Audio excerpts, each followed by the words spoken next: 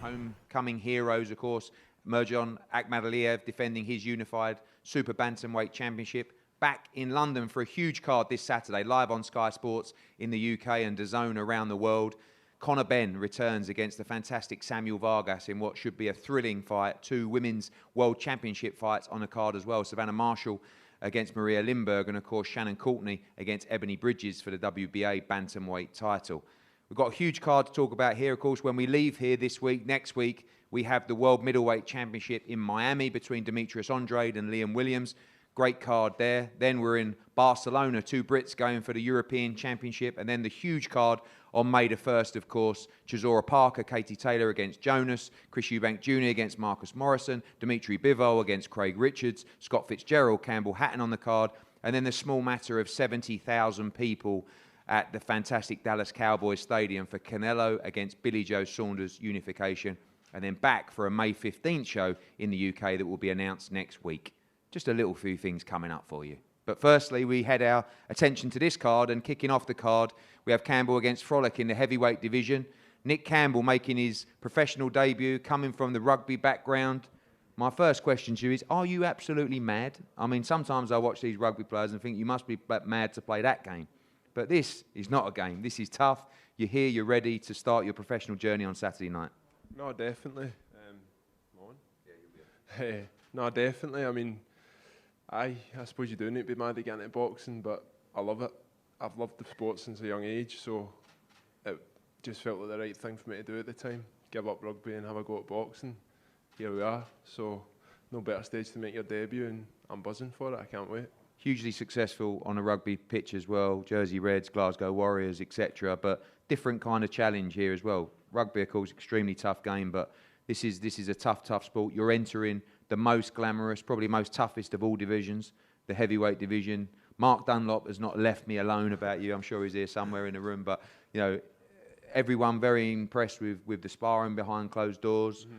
You feel like you're ready to burst onto this domestic scene. And let's be honest, Scotland hasn't been blessed with bundles and bundles of great heavyweight talent.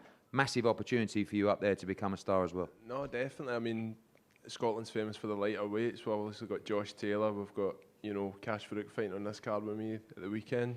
But there's never really been a good heavyweight. So there's a void there, one that I want to try and fill. I'm buzzing. My rugby background is going to, help me with stuff like this. A bit of pressure, but take it in your stride. Use the pressure to perform and put on a good show on Saturday night and kind of show that I'm here to make a statement, here to get involved. Do you think that you have to earn the respect to the fight game a little bit more coming from a different kind of discipline? I think some people sometimes feel that it's a bit of a gimmicky. You've seen footballers trying to make it as pros. You see Flintoff have a fight, and this for you is obviously much more serious than a one-night thing. But do you just think that some people look at you as, this rugby player that's looking to turn pro, or it doesn't concern you, you're just going to do your thing? Really doesn't concern me, to be honest. I got into this 4 years ago. I went through the amateur setup, been down in Sheffield, sparring lads in the GB squad, been over the world with Scotland, always tested myself, chucked myself in at the deep end, see how I went, and I done all right. So as far as I'm concerned, the only way is up, and anybody who doubts me is just more fuel at my fire. So brilliant. Mr. Frolic, opportunity for you on Saturday night. We know you spend your career chasing the top heavyweights around and giving them rounds. You ready for Saturday night? Thank you for change. In London in boxing, I hope.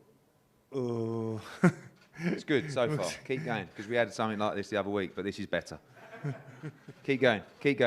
And we got a little translator there. If you want to speak in your native tongue, it's not a problem.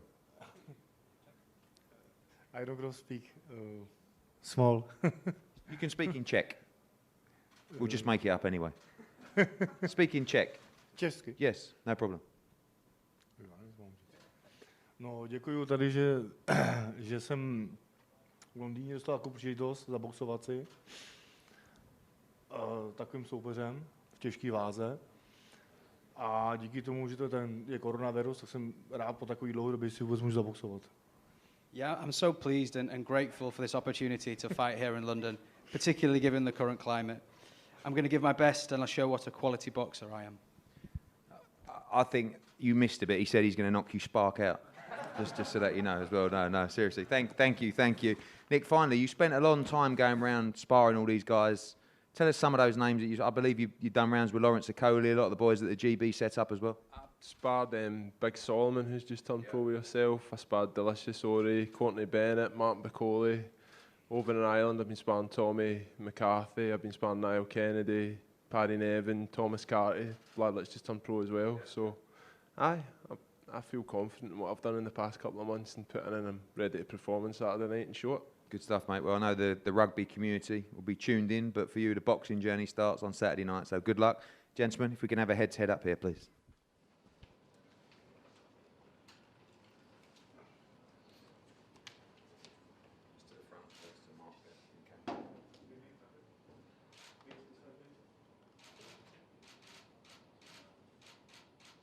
Face-to-face, please.